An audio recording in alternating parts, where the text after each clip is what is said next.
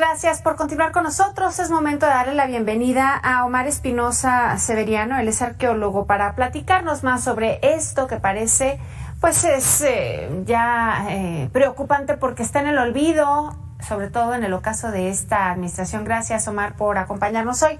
Platicaba yo con Connie, pues no hay presupuesto, evidentemente, por parte de, o no hay presupuesto asignado para el Instituto Nacional de Arqueología e Historia, de Antropología e Historia, perdón, y esto está provocando que algunos edificios que tendrían que ser cuidados como se debe, o que tendrían que estarles dando mantenimiento, bueno, ya tú me dirás cuál es el término correcto, pues ni siquiera alcancen a ver la luz de lo que deberían de estar esperando, ¿no? Así es, muy buenas tardes, Alejandra y el auditorio de Mega Noticias MX. Sí es un problema bastante grande el que tiene el sector cultura en México respecto a la asignación presupuestal, y es un problema que ya viene desde hace décadas. Normalmente a la cultura se le caracteriza o se le intenta caracterizar desde los paquetes presupuestales como una serie de actividades artísticas y nada más. Sin embargo, hay una serie de tareas que son obligación del Estado mexicano para poder proteger, conservar, intervenir y mantener de buena manera pues el patrimonio cultural edificado y arqueológico del país. Para eso se requiere mucho dinero, es una realidad, y pues a veces estas asignaciones no son muy adecuadas.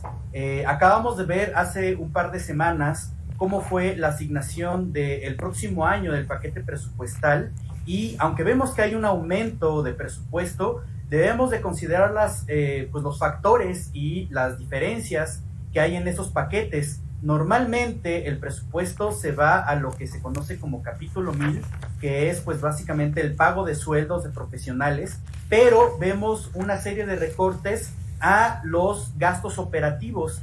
Esto significa que pues afecta directamente a la compra de herramienta, de materiales de intervención y una serie de cosas que efectivamente sirven para que se intervengan, que se hagan restauraciones, se hagan intervenciones de buena manera, y pues bueno, esa es una realidad. Y esto sin contar evidentemente los recortes de personal que tiene el Instituto Nacional de Antropología e Historia, una grave y fuerte crisis laboral por las condiciones de trabajo en las que se está laborando. Es decir, hay contratos sin prestaciones adecuadas, sin, por ejemplo, seguro médico, ya que estas labores normalmente se hacen pues con cierta regulación que son más o menos paralelas al sector de construcción en México.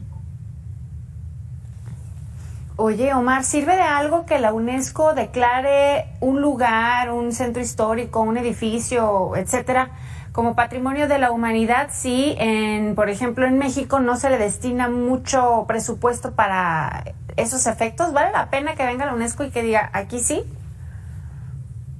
Sí, de alguna manera sí sirve. La UNESCO lo que hace es una carpeta de investigación que cada país que propone sus monumentos debe de armar, y estas carpetas pues tienen una serie de lineamientos que sirven para categorizar en otro rubro, digamos, estos monumentos o estos vestigios del pasado.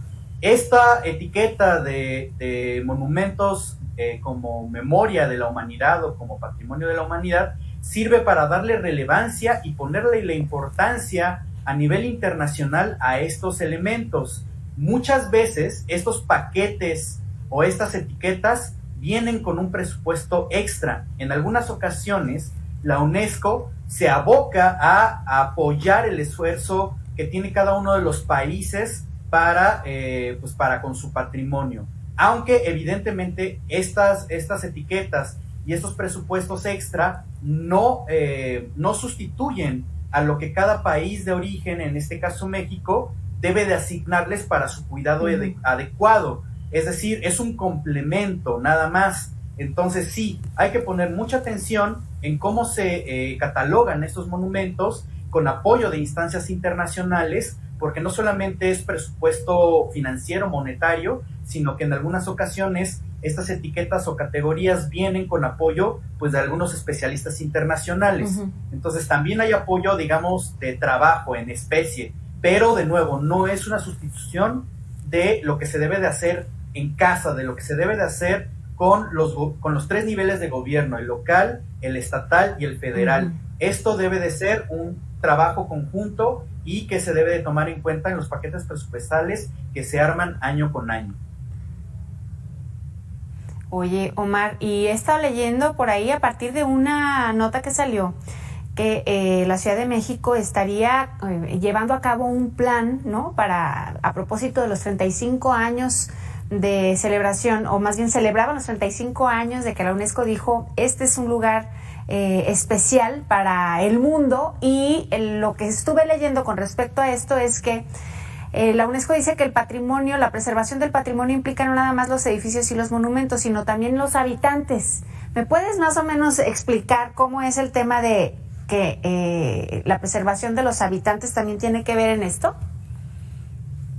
Claro, Alejandra, esto es muy importante porque muchas veces consideramos que el patrimonio cultural tiene que ver con los objetos, con el ámbito material, lo que queda, las edificaciones, uh-huh, los edificios, los objetos, pero en realidad a nivel internacional ya se están tomando en cuenta nuevas concepciones del patrimonio, como este concepto de la sociedad misma, porque finalmente este patrimonio no existiría sin la gente que lo realiza, que lo conserva y que lo piensa. Entonces, ahora ya no estamos llamando patrimonio cultural a todos estos vestigios, sino herencias culturales o incluso herencias biosociales, porque también se considera, por ejemplo, las zonas naturales protegidas. Y en el centro de todo de toda esta gestión y de todas estas tareas se pone a las personas. Las personas son depositarias de la memoria histórica y de las tradiciones, costumbres y todos los elementos culturales, pues que tienen mucho peso en estos elementos. Entonces se debe de pensar en estrategias en conjunto para poder resguardar estos elementos. Un ejemplo muy sencillo de entender, pues son las lenguas o los idiomas indígenas. En este caso, pues muchas veces hay planes de protección de todos estos idiomas en la historia del mundo que se han perdido por desuso o por la erradicación incluso de este tipo de costumbres o de ideologías. Ya lo ha dicho una famosa lingüista aquí en México, que las lenguas no mueren, las matan, y eso tiene que ver también con la gestión del Estado mexicano respecto a las políticas, por ejemplo, de introducir el español como una lengua única. Yasnaya, la lingüista que se adscribe a Oaxaca, pues menciona que por eso es muy importante dar educación bilingüe en la lengua nativa de las poblaciones y además en español. Uh-huh. Entonces, este tipo de cosas se tiene que proteger. En el caso de México, en la Ciudad de México, se tiene una declaratoria respecto a Xochimilco, y ahí se considera el espejo de agua que todavía se mantiene, las chinampas, pero también a la gente que resguarda las chinampas, que siguen trabajando de manera tradicional con sus saberes tradicionales estas chinampas. Entonces es muy importante considerar el factor humano, porque finalmente este factor humano es el que mantiene y que muchas veces también requiere un apoyo para que sigan dándose pues no solamente este sentido social y cultural, sino también los objetos y el patrimonio cultural que consideramos de manera habitual. Híjole, pues interesante todo lo que deberíamos de estar tomando en cuenta también, Omar, y lo que también deberíamos de estar exigiéndole a la autoridad, porque sí, se trata del patrimonio. Muchas gracias, Omar, espero platicar contigo más adelante. Gracias que nos acompañaste esta tarde. Ya estoy en casa, lo invito, hacemos una pausa, regresamos.